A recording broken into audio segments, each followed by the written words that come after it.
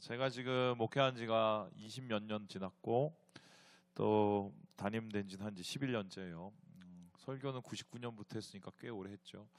예전에 목회하는 거 어렵냐고 그러면 어렵다고 그랬는데 왜 어렵냐고 물어보면은 일단은 새벽 기도가 굉장히 어려웠고 두 번째는 설교를 해야 되니까 어려웠어요. 그런데 담임이 되고 나서 초반에는 설교하는 게 더 어려웠어요. 그냥 거의 맨날 하루에도 혹은 뭐 몇 편씩 막 했으니까. 그런데 제가 1년 1년 목회하고 담임으로 1년 1년 지내면서 요즘에 저한테 목회가 힘들다고 하면 저는 여전히 아직도 힘들다고 하는데 뭐가 제일 힘드냐고 물어보면은 저는 좀 바뀌었어요. 어떻게 바뀌냐면 사랑이 너무 힘들어요. 사랑이 사랑의 그릇이 너무 작다고 할까? 그리고 얼마나 어디까지 해야 될지 잘 모르겠고, 그리고 제가 어디까지 감당을 할 수 있을지도 솔직히 잘 모르겠어요. 그런데 여러분 아시겠지만 교회 오시는 거는 예수 믿어서 오는 것도 있지만 사랑받기 위해서 오는 것도 있고 사랑을 하기 위해서 오는 것도 있거든요. 특별히 우리 성도들, 우리 청년들도 비슷할 텐데 목회자에 대한 또 사랑에 대한 생각들도 꽤 높아요. 작년에 조사한 자료인데 이걸 보면 아는데 목회자 자격 요건을 이렇게 물어봤어요. 한번 보여주시죠. 그랬더니 뭐 인품, 관심과 사랑, 설교 능력, 기도 능력, 가르치는 훈련이 있습니다. 그런데 지금 평균적으로 보면은 가르치고 훈련 뭐 능력 이게 뭐냐면은 뭐 설교, 양육 이런 건데 이런 거는 만족을 대부분 해요. 그런데 딸리는 게 뭐냐라고 물어봤더니 인품, 인격, 사랑 뭐 이렇게 볼 수가 있습니다. 그러니까 사람들이 적으로 교회에 와서 목사님의 설교는 들어도 목사하고 교육자하고의 관계 속에서 느끼는 그 릴레이션십이나 거기서 얻어지는 공감이 좀 되게 많이 힘들다는 소리예요. 근데 이런 영향들은 실제적으로 이분들의 신앙하고 연결이 되는데 다음 그림을 보시면 더 좀 쉽게 나타나죠. 그럼 교회 와서 갈급함이 해결됐냐 물어봤더니 해결되지 않는다고 얘기하시는 분들이 꽤 많이 있어요. 30% 이상 정도 되는 거고.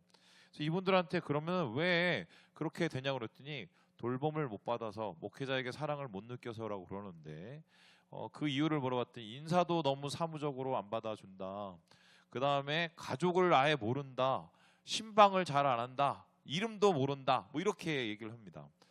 실제적으로 여러분하고 저는 좀 가깝게 지내려고 상당히 노력을 하는데 저를 멀리 하시는 분들이 여기 꽤 많아요. 저는 그래도 노력을 하는 편인데 그럼에도 불구하고 시시때때로 시간이 되면 저도 아유 이거 어디까지 언제 얼마나 내가 감당을 할 수 있을까 막 이런 생각이 굉장히 힘들어요. 그리고 그런 생각을 하다 보면 참 제 마음이 참담해지고 이 목회를 계속 해도 되나? 이런 또 자괴감이 들 때가 꽤 많이 있어요. 그래서 이런 마음에 제가 이 마음을 해결하기 위해서 상담을 받기로 했습니다. 목회자의 상담은 누가 해줄까요? 누가 해줄 것 같아요? 챗 GPT가 해줍니다. 그래서 챗 GPT에게 제가 물었습니다. 보여주시죠. 사랑이 뭔가요? 물어봤습니다. 그랬더니 챗 GPT가 말하기를 참 어려운 질문인데요. 가장 아름답고도 복잡한 감정이 아닐까요? 물었습니다. 그리고는 누군가를 깊이 사랑하고 행복하면 내 행복이 느껴지는 감정이래요. 그리고 5가지의 가치를 얘기했는데 이해, 희생, 기쁨, 믿음, 성장 뭐 이런 걸 통해서 사랑을 하고 사랑을 느낀다. 뭐 이거 다 아는 거죠. 그런데 이 밑에 질문이 재밌었는데 혹시 아니야 그 위에 올려주세요. 혹시 지금 이 질문을 하게 된 계기가 있나요? 어떤 상황인지 말해주시면 더 공감해 드리겠습니다 라고 났어요. 얘가 나한테 상담을 거는구나. 그래서 제가 그 다음에 또 물어봤습니다. 보여주시죠. 제가 요즘 힘들어요. 사랑하기가 싫어요. 이렇게 제가 물어봤더니 챗 GPT가 저한테 어떻게 얘기를 해줬느냐 이렇게 얘기했습니다. 그 말 참 마음이 아프게 들려요. 위로를 해주더라고. 그러더니 요즘 많이 지치셨나 봐요. 이렇게 하더니 사랑을 줬는데 제대로 받지 못하는 느낌이 들었을까요? 사랑이 싫을 정도로 마음을 다쳤다면 지금은 사랑보다 나한테 좀 더 집중했어요. 여기 챗GPT는 이런 말을 너무 잘해. 그리고는 끝에 뭐냐면 잠시 멈춘다고 해서 당신의 가치가 줄어드는 건 전혀 아닙니다. 이렇게 막 나름대로 막 달래더라고요. 근데 끝에 또 이렇게 얘기합니다. 조금 더 나눠 주실 수 있다면 당신 마음속 이야기 천천히 들어드릴게요. 여기서 제가 갈등을 했어요. 더 한 번 얘기하면 이거는 완전히 빠져들겠다. 그래서 여기까지 하고 제가 멈췄습니다. 예, 그래요. 저도 되게 힘들어요. 사랑받고 싶고 저도 사랑하는 것도 너무 힘들고. 근데 이 직업 자체가 사랑을 해야 되는 거니까. 오늘 그래서 여러분하고 교회에서 가장 중요한 핵심 가치인 사랑에 대한 얘기를 좀 하려고 하는데, 그래서 오늘 우리가 볼 수밖에 없는 말씀이 요한 1서 말씀입니다. 왜냐하면 요한 1서만큼 사랑에 대해서, 참 사랑에 대해서 잘 다루는 말씀이 없기 때문이라고 그래요. 그런데 요한은 그 사랑에 대해서 이렇게 얘기를 하는데 좀 되게 자극적으로 얘기를 해요. 우리 12절의 말씀을 같이 한번 읽어보도록 하겠습니다. 시작. 어느 때나 하나님을 본 사람은 없으되 만일 우리가 서로 사랑하면 하나님이 우리 안에 거하시고 그의 사랑이 우리 안에 온전히 이루어지느니라. 여러분 여기서 하나님 얼굴 보신 분 한번 손 들어보세요. 없죠.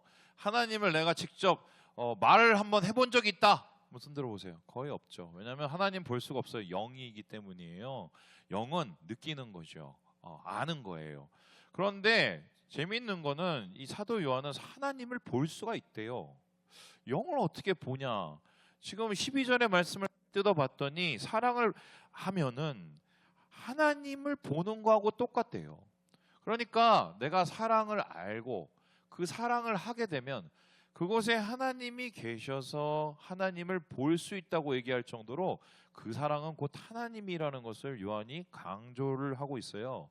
그렇다면은 정말 우리는 하나님 얼굴 보는 그 사랑을 원하는데 받고 싶기도 하고 나누고 싶기도 하고, 그럼 이 사랑을 우리가 어떻게 이해를 해야 될까? 오늘 이 요한이 말하는 그 사랑에 대한 이해를 우리가 하나씩 차곡차곡 살펴보려고 합니다. 요한은 첫 번째 사랑을 이렇게 얘기하는데 같이 한번 읽어보겠습니다. 시작. 사랑은 시금석이다. 사랑을 가리켜서 뭐라고 얘기하냐면 사랑은 시금석입니다. 시험하는 금강석이라고 얘기를 하고 있어요. 여러분 이 그림 보면 좀 이해가 하시나요? 옛날에는요 이 금이 있으면 이 금의 순도 진짠지 가짠지 어느 정도 섞였는지를 보기 위해서 시금석을 사용했어요. 검은 석영인데 거기에서 보시다시피 그 금을 그어서 그 색깔을 가지고 판결을 해갖고 이게 뭐 24K인지 18K인지 아니면 아닌지를 평가했다고 합니다. 마찬가지로 우리가 예수를 믿는 신앙에도 이 신앙이 진짠지 순도가 어느 정도인지 제대로 믿고 있는지를 가늠하는 테스팅하는 것이 뭐냐? 바로 사랑이래요. 그럼 쉽게 설명하면은 내가 사랑을 하고 있냐 안 하고 있냐가 곧 내가 제대로 믿고 있냐 안 믿고 있냐하고 똑같다는 것입니다. 특별히 이 사도 요한은 사랑에 대한 테스팅이 중요하다고 말하는 이유가 뭐냐면 이 요한이 살고 있는데 사랑을 얘기하지만 예수를 얘기하지만 가짜가 너무 많았기 때문인데요. 그래서 4장 1절을 보면 이런 말씀이 나와요. 우리 같이 한번 읽어보도록 하죠. 시작. 사랑하는 자들아 영을 다 믿지 말고 오직 영들이 하나님께 속하였나 분별하라. 많은 거짓 선지자가 세상에 나왔습니다. 거짓 선지자가 너무 많대요. 선지자는 말씀을 전하는 사람인데 거짓말로 전한대요. 그러면 도대체 이 사람들은 어떤 사람일까? 학자들은 이 사람을 가리켜서 뭐라냐면 케린투스파가 아닐까라고 얘기합니다. 다음 그림을 보시면 사도 요한과 케린투스에 얽힌 이야기가 나오는데 이게 뭐냐면 여기가요 목욕탕이에요. 어느 날 사도 요한이 자기 제자들하고 같이 에베소에 있는 한 목욕탕에 갔습니다. 근데 그 목욕탕에서 옷을 벗다가 급히 옷을 막 주섬주섬 막 입고는 도망쳤습니다. 그래서 제자들이 가서 물었어요. 선생님 왜 갑자기 이렇게 도망치듯 나오십니까? 그랬더니 와 저기 케린투스가 있어 이렇게 얘기했어요. 도대체 이게 무슨 소리냐? 케린투스가 있는데 저 사람이 있으면 이 목욕탕이 무너질지도 모른대요. 하나님이 진노하셔서. 그럴 만큼 케린투스에 대해서 굉장히 경계를 했어요. 왜냐하면 이 케린투스라는 사람은 성경 자체를 굉장히 뒤집어 버린 사람인데 천지창조도 제대로 안 믿고요. 예수님이 동정녀에 의해서 잉태되어서 태어났다는 그 동정녀 탕생도 믿지 않아요. 뿐만 아니라 예수님이 십자가에서 죽은 것도 믿지 않습니다. 부활도 믿지 않아요. 그냥 잠시 그리스도의 영이 어떤 예수라는 사람한테 왔다가 그냥 십자가 달리기 전에 돌아갔다 가연설이라고 하는데 이걸 믿는 사람이에요. 그럼에도 불구하고 많은 사람들이 이 사람의 가르침에 현혹이 됐어요. 그 이유가 뭐냐? 그냥 바울이나 혹은 요한에게 들었던 복음보다는 뭔가 현란해 보이고 있어 보이거든요. 그리고 뭔가 내 마음에 가려운 데를 긁어주는 것. 여러분 항상 이단은 그래요. 그래서 이 요한은요, 이게 진짜 아니라는 것을 밝히고 싶었어요. 그러면 이 케린투스가 왜 진짜가 아닌지 그것을 밝힐 수 있는 게 뭐냐? 여기에 대해서 20절에 이렇게 그 분별력을 얘기하고 있습니다. 우리 같이 한번 읽어보도록 하죠. 시작. 누구든지 하나님을 사랑하노라 하고 그 형제를 미워하면 이는 거짓말하는 자니 보는 바 그 형제를 사랑하지 아니하는 자는 보지 못하는 바 하나님을 사랑할 수 없느니라. 아무리 좋은 얘기, 아무리 듣기 좋은 뭐 편한 얘기를 하고 아무리 그럴듯한 얘기를 해도 그 케리투스란 사람의 삶에는 형제자매를 사랑하는 삶이 1도 보이질 않는 거예요. 그냥 말뿐인 거예요. 그러면 그것은 당연히 가짜라고 얘기합니다. 왜요? 예수님이 진짜였던 이유는 말이 좋아서 진짜인 게 아니에요. 예수님이 제자들과 사람들을 사랑했기 때문이고 사랑함으로 사역했기 때문인데, 그 케린투스라는 인물 속에서는 그런 예수님의 사랑이 전혀 나타나지 않으니 그건 진짜가 될 수 없다고 얘기를 하는 겁니다. 그런데 이 이야기는 사실은 이 이단과 정통을 가르는 가장 중요한 얘기가 되지만, 지금 오늘날 같은 이 한국 교회는 칼과 같은 소리예요. 무슨 소리냐? 제가 한번 얘기해 드릴게요. 예전에 제가 아는 한 분이 열심히 교회를 다니다가 저쪽에 무슨 구원파로 넘어가신 분이 있었어요. 그래갖고 제가 그분한테 물었어요. 왜 구원파로 가셨냐고. 심지어 이분은요, 리더까지 하려고 했던 분이에요. 그랬더니 이분이 저한테 말씀하는 게 이래요. 아, 거기가 너무 좋대요. 그래서 왜 좋냐고 했더니 이 교회는 사랑이 없다고. 근데 그 교회 갔더니 자기를 너무 사랑해 주더래요. 그래서 제가 그 교회의 교리에 대한 잘못된 거를 막 설명을 해줬어요. 그랬더니 이 사람이 그거를 다 알겠대요. 그래도 그 교회로 가요. 소위 말해서 정통교단이라고 하는 사람들이 가르침은 맞는데 사랑이 없다? 여러분, 이건 좀 되게 심각한 거예요. 자칫 잘못하면은 우리가 사랑은 없는 가짜 기독교의 신앙을 가지고 있을 걸 수도 있어요. 그래서 오늘 요한은요, 예수를 제대로 믿으면 이거는 사랑을 할 수밖에 없고, 이게 곧 우리의 증거이고 테스팅이라고 얘기를 하고 있습니다. 두 번째로, 그렇다면 요한이 말하고 있는 우리 사랑이라는 것은 무엇일까? 우리 같이 한번 읽어보도록 하겠습니다. 시작. 사랑은 리액션이다. 사랑을 가리켜서 리액션이라고 이야기합니다.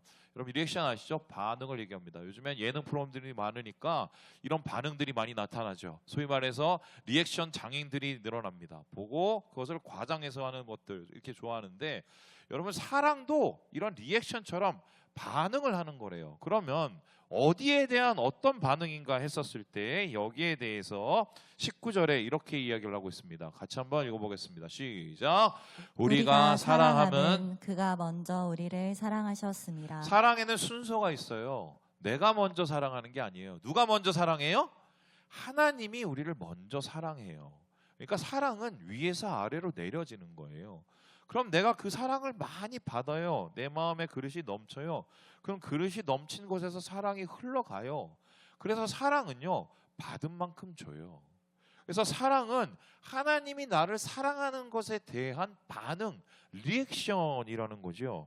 그런데 이 리액션, 처음엔 내가 열정적이에요. 내가 하나님 앞에 막 뜨거워요. 내가 막 건들면 막 불타오르는 그런 사랑을 가졌어요.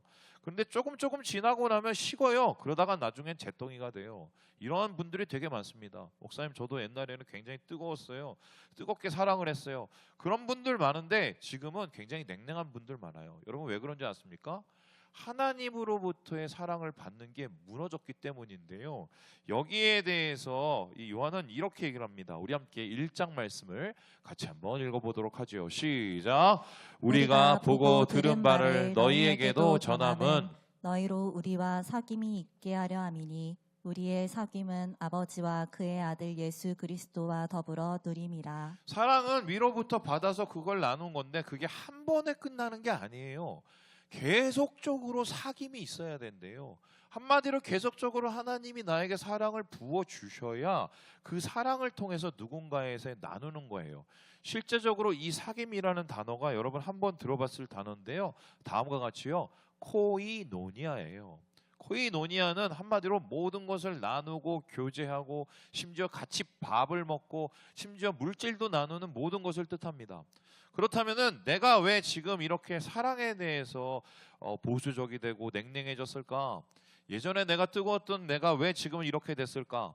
사귐이 없어진 거예요. 그래서 내가 하나님 안에서 다시 사귐을 회복해야 사랑을 할 수가 있어요. 위로부터 하나님으로부터 사랑을 공급받아야 그것을 나눌 수 있다. 여기에 대해서 이렇게 요한은 우리에게 이렇게 이야기하고 있습니다. 그렇다면 마지막으로 사도 요한이 말하는 사랑이라는 것은 무엇일까요? 우리 같이 한번 읽어보겠습니다. 시작. 사랑은 십자가다. 사랑은 테스팅이 필요하다고 얘기해요. 사랑은 순서가 있답니다. 그리고 사랑은 최종적으로 어떻게 확인되고 이 사랑의 극치를 도대체 우리는 어떻게 알 수 있을까? 무엇을 통해서 안다고요? 십자가를 통해서 안다고 얘기를 하고 있습니다. 자, 우리 함께 10절의 말씀을 같이 한번 읽어보도록 합니다. 시작. 사랑은 여기 있으니 우리가 하나님을 사랑한 것이 아니요 하나님이 우리를 사랑하사 우리 죄를 속하기 위하여 화목 제물로 그 아들을 보내셨음이라. 여러분, 어떤 선교사님이 계셨었는데 이 선교사님이 사역을 엄청 열심히 했어요. 근데 엄청 열심히 하다가 지친 거예요. 사람이 지칠 수 있잖아요. 그래서 이 지친 선교사님이 막 회복하기 위해서 주변 사람들이 막 도와줬어요. 여행도 보내주고 어디도 가고 막 했어요. 그런데 마음이 뭔가 해결이 안 나는 거야. 막 그만큼 많이 상하고 지쳤겠죠. 그러다가 이제 어느 날 이제 이분이 이것저것 다 해보다가 안 되니까 다른 사람들도 다 지친 거야. 그래서 그냥 내비뒀어. 근데 어느 날 이분이 갑자기 얼굴이 바뀌었어. 돌아와서 뭔가 해결이 된 거예요. 그래서 사람들이 궁금했어요. 선교사님, 어떻게 그렇게 갑자기 회복이 됐냐고 물었어요. 그랬더니 이분이 그런 얘기를 하시더래요. 그냥 하다 아무것도 안 돼갖고 나중에 하나님한테 물었대요. 하나님, 저 사랑하세요? 예수님, 저 사랑하세요? 그냥 기도도 안 나와서 그냥 뭐 내가 앞으로 무슨 사역을 하지 이게 중요한 게 아니냐. 예수님, 저 사랑하세요? 예수님, 저 사랑하세요? 그것만 계속 물었대요. 그랬더니 나중에 막 눈물이 나더래요. 눈물이 나면서 하나님께서 주시는 마음을 알게 되는데 내가 사랑하지.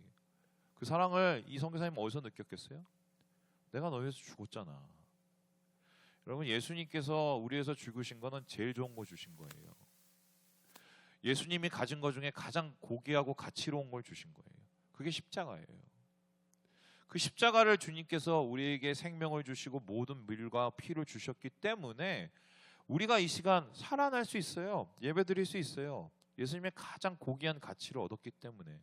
그 소리는 뭐냐면 예수님께서 우리를 가장 고귀하게 사랑하신다는 증거가 예수 그리스도의 십자가예요. 그럼 그 십자가의 모습은 아름다웠을까요? 여기에 대해서 마티아스 그리네발트는 이렇게 십자가를 그리고 있습니다. 여러분, 예수님이 십자가에 달리자마자 얼마 안 지나서 죽었어요. 원래는 십자가 달리면 오래 살면 40일도 살았대요. 근데 예수님은 몇 시간도 못 버텼어요. 왜 그런 줄 아세요? 학자들이 이걸 막 고민을 했어요. 고민을 했는데 알아낸 방법이 뭐냐면 원래 사람이 옆에 가슴에 창을 찌르면 피가 나와요. 그런데 예수님 피뿐만 아니라 뭐가 나왔어요? 물도 나왔어요. 그럼 도대체 이 물이 뭘까를 생각했대요. 그런데 이 의사들이 밝혀낸 바에 따르면 심장 파열이래요. 극도의 고통뿐만 아니라 스트레스를 받은 그거를 견뎠어요. 우리를 살리기 위해서 마지막까지 최선을 다해서 모든 것을 주신 그 십자가, 바로 그게 예수님의 십자가고 예수님이 우리를 얼마나 사랑하는지에 대한 이야기를 그렇게 풀어내고 있어요. 그런데 이 예수님의 십자가 이야기는 여기서 끝나질 않아요. 예수님 십자가를 지신 것을 보여주시면서 우리에게 이렇게 말씀하시는데 우리 함께 3장 16절의 말씀을 같이 한번 읽어보도록 하겠습니다. 시작. 그가 우리를 위하여 목숨을 버리셨으니 우리가 이로써 사랑을 알고 우리도 형제들을 위하여 목숨을 버리는 것이 마땅하니라. 하나님께서 그 아들을 보내시고 예수님은 우리를 위해서 사랑을 나타내시기 위해서 모든 것을 다 버렸대요. 목숨을 버렸대요. 그것 때문에 우리가 구원을 받았대요. 그런데 그 사랑을 받은 우리는 어떻게 되느냐? 우리도 누군가에게 뭘 내놔야 돼요? 목숨을 내놔야 돼요. 이게 진짜래요. 사랑을 받은 만큼 나눠요. 예수님이 우리를 사랑한 것만큼 누구를 사랑해요. 그래서 내가 누군가를 위해서 내 십자가를 지는 것, 이게 바로 사랑의 최종적인 목표래요. 아마 이렇게 얘기를 하기 시작하면 여러분들 마음이 답답할 겁니다. 여러분, 우리는 목숨은커녕 자존심도 하나 못 버려요. 내 이기심도 하나 못 버려요. 교회에서 우리 권사님들 중에 만나면 서로 말 안 하고 죽도록 싸우시는 분들 제가 진짜 많이 봤걸랑요. 근데 신기한 건 이분들이 교회를 안 나가고 똑같이 교회에 다 계셔.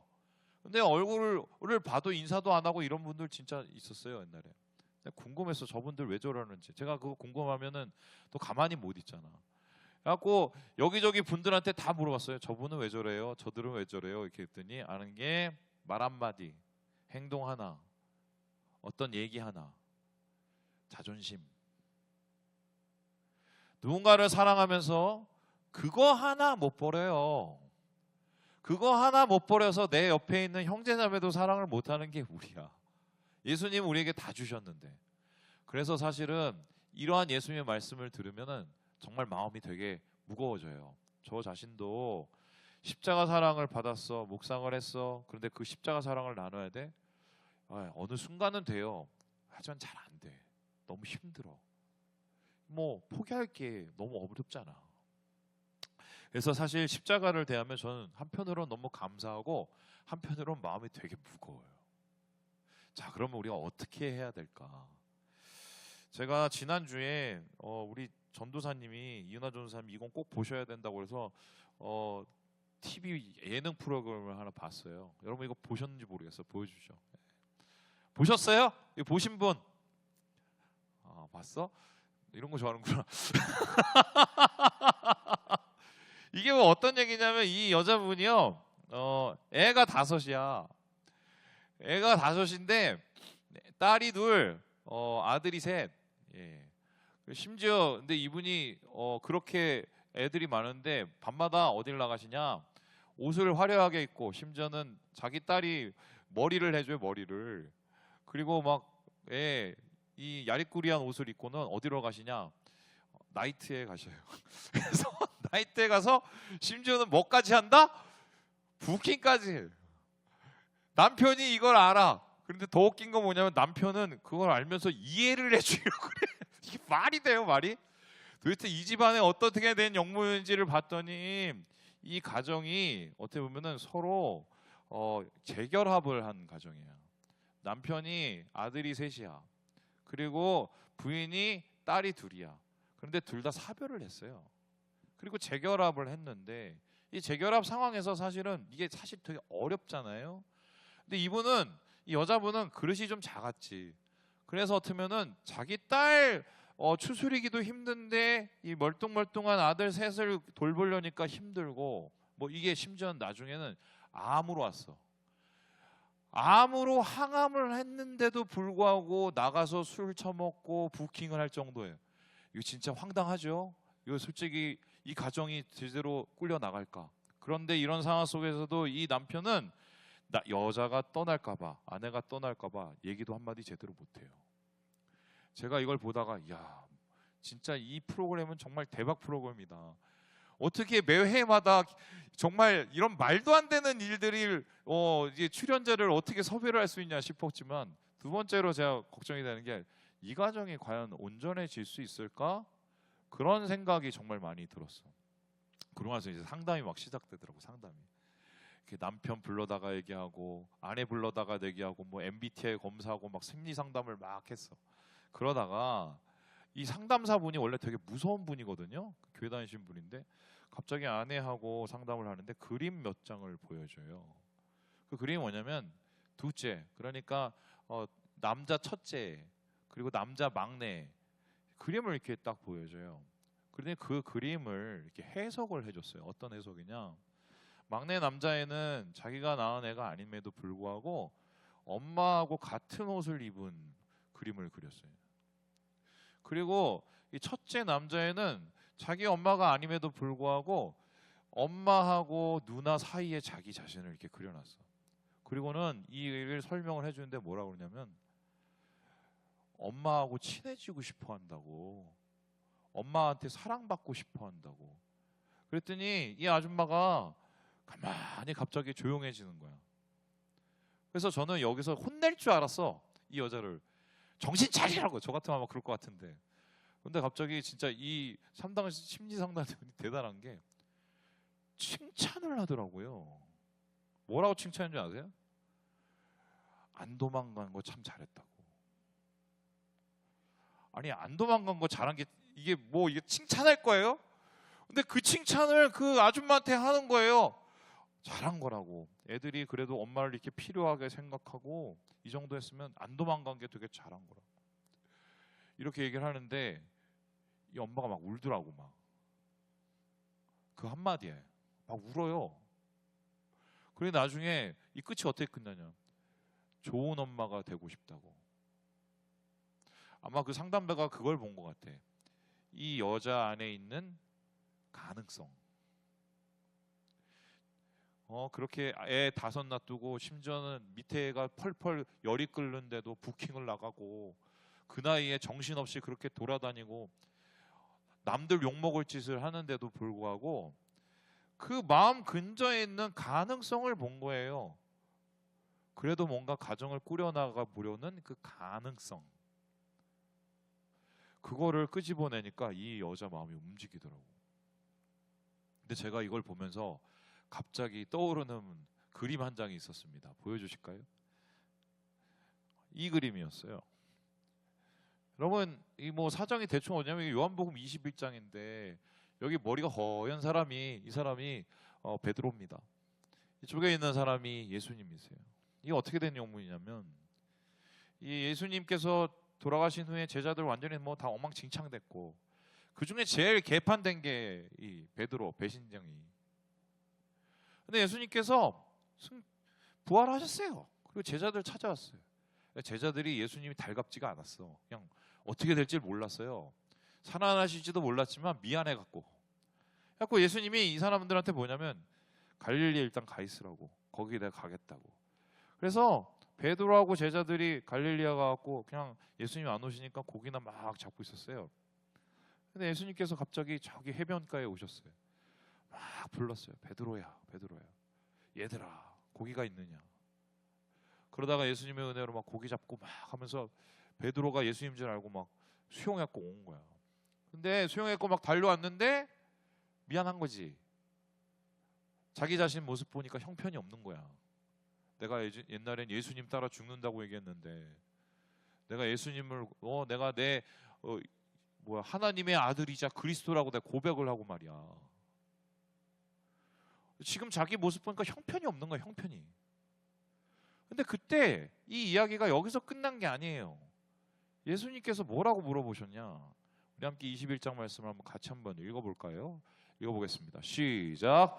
세 번째 이르시되 요한의 아들아 시몬아 내가 나를 사랑하느냐 하시니 주께서 세 번째 내가 나를 사랑하느냐 하심으로 베드로가 이르되 주님 모든 것을 아시오매 내가 주님을 사랑하는 줄을 주께서 아시나이다. 예수께서 이르시되 내 양을 먹이라. 똑같은 질문을 3번을 해요.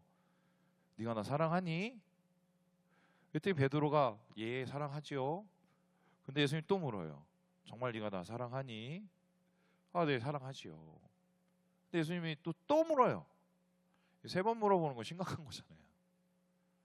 그때 베드로가 이제 모든 자기가 했던 행동들이 다 떠올랐겠죠. 그리고는 이렇게 얘기하죠. 주님 모든 것을 아시오매. 다 아시잖아요. 제가 도망간 것도 알고 제가 어떻게 모자란 행동한 거 알고 주님 사랑한다고 하면서 내가 어떻게 또 망가진 것도 알고 다 아시잖아요. 그래도 주님을 사랑합니다. 가능성. 예수님은 그 가능성 하나를 끄집어내셔서 거기에 모든 것을 투자하셨어요. 그래갖고 이 베드로를 어떻게 보면은 교회를 지키고 먹이고 다스리는 사랑의 원천으로 삼아 주셨어요. 그 부족한 베드로를. 말씀을 마치려고 합니다. 요즘에 청년들 이기적이라는 소리 너무 많이 해요. 근데 솔직히 말씀은 저희 때도 다 그랬어요. 그리고 교회가 사랑이 없다느니 저희 때도 똑같이 그 말 다 했어요. 근데 교회는 어떤 곳이냐? 사랑이 많은 사람들이 모여서 사랑을 하는 곳이 교회가 아니야. 교회는 사랑의 가능성을 가진 사람들이 모여서 사랑을 하는 곳이에요. 그게 교회예요. 우리 어웨커스들 주님 안에서 이 사랑의 가능성을 발견하셨으면 좋겠어요. 나를 진짜 신자 되게 하는 그 사랑, 예수의 사랑으로 사랑하는 그 사랑, 그리고 십자가를 품은 그 사랑을 모두 회복하셔서 주님의 기쁨은 우리 제자 되시는 우리 어웨커스 되시길 주님의 이름으로 축원합니다.